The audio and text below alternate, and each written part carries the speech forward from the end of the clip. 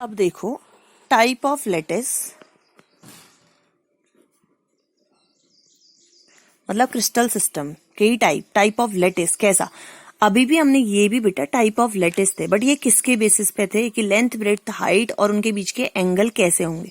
But अभी हम type of lettuce पढ़ेंगे किसके बेसिस पे कि जो कॉन्स्टिट्यूएंट पार्टिकल है वो अरेंज कैसे है। मतलब अगर क्यूबिक ही भी है, जैसे मैंने कहा ये क्यूबिक है, क्यूबिक सिस्टम है, एबीसी और अल्फा बीटा गामा के बेसिस पे हमारे पास सिस्टम आया क्यूबिक। ठीक है, अब इसमें जो एटम्स हैं वो कहाँ पे प्रेजेंट है, कॉन्स्टिट्यूएंट पार्टिकल जो है वो कहाँ प्रेजेंट है, उसके बेसिस पे टाइप ऑफ लेटिस अब हम पढ़ने वाले हैं। ठीक है, तो कॉन्स्टिट्यूएंट पार्टिकल का अरेंजमेंट क्रिस्टल सिस्टम में कैसा है उसके बेसिस पे क्रिस्टल लेटिस दो टाइप का होता है, प्रिमिटिव एंड नॉन प्रिमिटिव।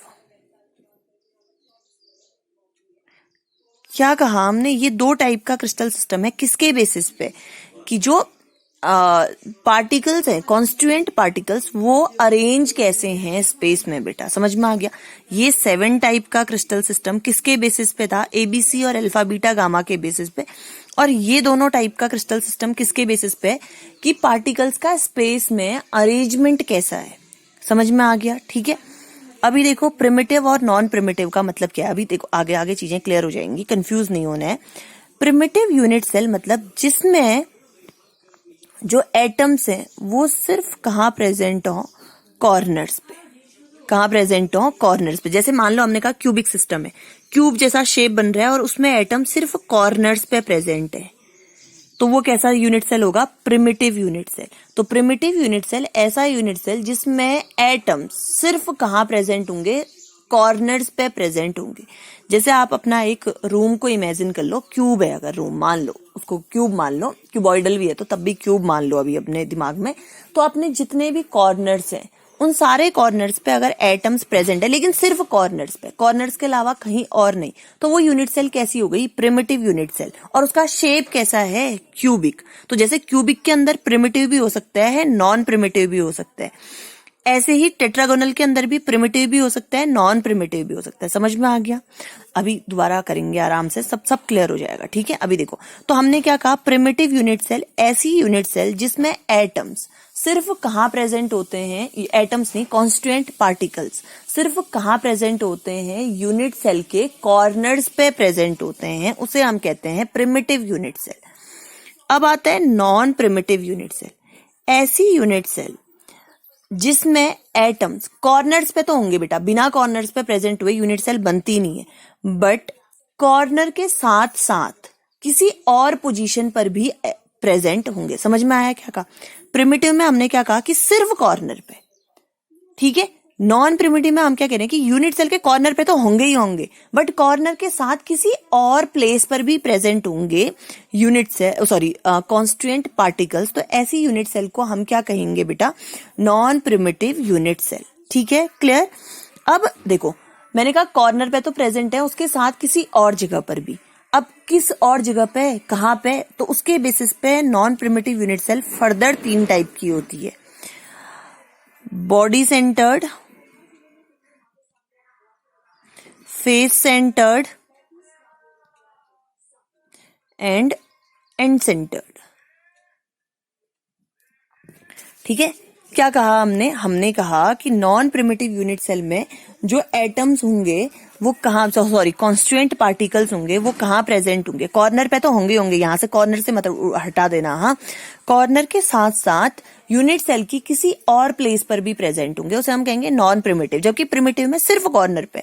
ठीक है, अब किसी और प्लेस पर भी कह रहे हैं, तो किसी और प्लेस में कहां पर, तो उसके बेसिस पे ये 3 टाइप का होता है, body centred, face centred, end centred. अब जैसा तुम्हें नाम से पता चल रहा है, बॉडी सेंटर्ड मतलब कॉर्नर के साथ साथ, मैं बार बार कह रही हूँ बेटा, कॉर्नर के साथ साथ, हाँ कॉर्नर पे तो प्रेजेंट होंगे ही, कॉर्नर वाले ही यूनिट सेल बनाते हैं।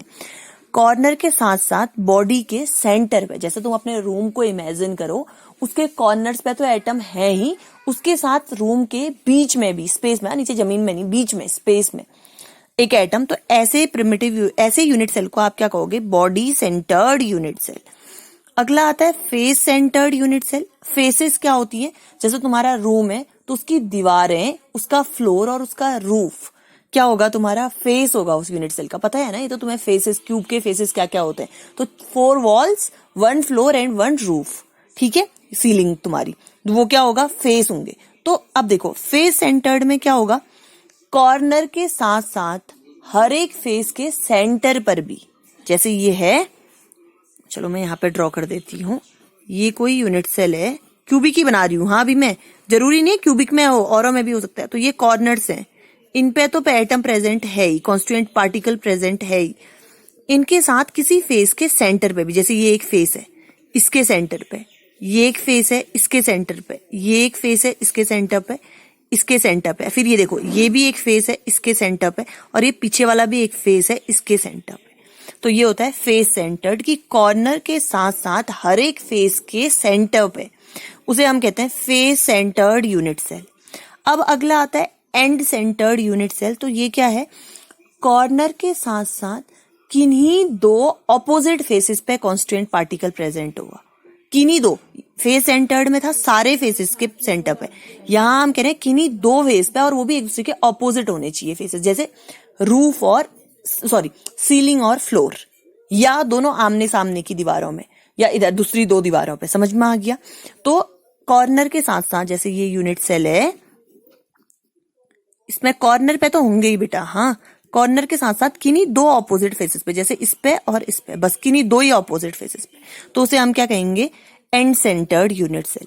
तो ये हो गए हमारे पास टाइप ऑफ लैटिस। अब ये जो प्रिमिटिव और नॉन प्रिमिटिव थे, ये किसके बेसिस पे थे, कि जो कॉन्स्टिट्यूएंट पार्टिकल्स हैं वो कहाँ पे प्रेजेंट है ना, उसके बेसिस पे। तो टोटल हमारे पास यहाँ से कितने आ गए, 4 आए, primitive, body centred, face centred, end centred. Primitive को आप सिंपल भी कहते हो, simple unit cell, body centred, face centred, end centred. अब बेटा ये तो किसके बेसिस पे है, कि पार्टिकल कहाँ प्रेजेंट है। अब देखो, और ये क्या था, कि शेप कैसा है, तो जैसे मान लो यूनिट सेल का शेप क्यूबिक है, कैसा है, क्यूबिक है ना, ठीक है। तो और इस क्यूबिक में सिंपल क्यूबिक भी है, मतलब एटम सिर्फ कॉर्नर पे भी प्रेजेंट हो सकते हैं। इसी क्यूब में एटम बॉडी सेंटर्ड भी हो सकते हैं, इसी क्यूब में फेस सेंटर्ड भी हो सकता है, और एंड सेंटर्ड भी हो सकता है। समझ रहे हो मैं क्या कह रही हूँ। ये जो 7 टाइप थे, ये थे कि एबीसी और अल्फा बीटा गामा के बेसिस पे, कि शेप कैसा आ रहा है उसके बेसिस पे। मैंने इसमें एटम्स की कोई बात नहीं करी थी, बट यहाँ पे ये जो 4 टाइप का हम कह रहे हैं, ये कॉन्स्टिट्यूएंट पार्टिकल के बेसिस पे कह रहे हैं। समझ में आ रहा है ना, इसमें कंफ्यूज नहीं करना है। तो अब देखो, क्यूबिक शेप अगर है तो उसमें सिंपल क्यूबिक भी हो सकता है, कि एटम सिर्फ कॉर्नर पे हो सकते हैं, या बॉडी सेंटर्ड भी हो सकता है, या फेस सेंटर्ड भी हो सकता है, या क्या भी हो सकता है, एंड सेंटर्ड भी हो सकता है। इसका मतलब तो क्या हुआ, क्यूबिक के अंदर कितने टाइप के हो सकते हैं, 4 टाइप के। ऐसे ही हर के अंदर कितने टाइप के हो सकते हैं, 4 टाइप के।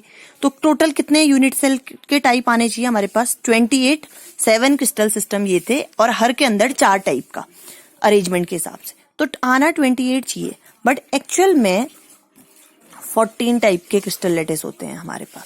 अब ये नहीं होता है कि क्यूबिक के अंदर भी सारे ही प्रेजेंट हो, मतलब सिंपल क्यूबिक भी हो, बॉडी सेंटर्ड भी हो, फेस सेंटर्ड भी हो, एंड सेंटर्ड भी हो, ऐसा जरूरी नहीं है। जैसे क्यूबिक में सिर्फ या तो सिंपल क्यूबिक होता है, या बॉडी सेंटर्ड होता है, या फेस सेंटर्ड होता है, एंड सेंटर टाइप का क्यूबिक में प्रेजेंट नहीं है, और ये नेचुरली प्रेजेंट नहीं है, इसलिए हम कह रहे हैं ऐसा, ठीक है।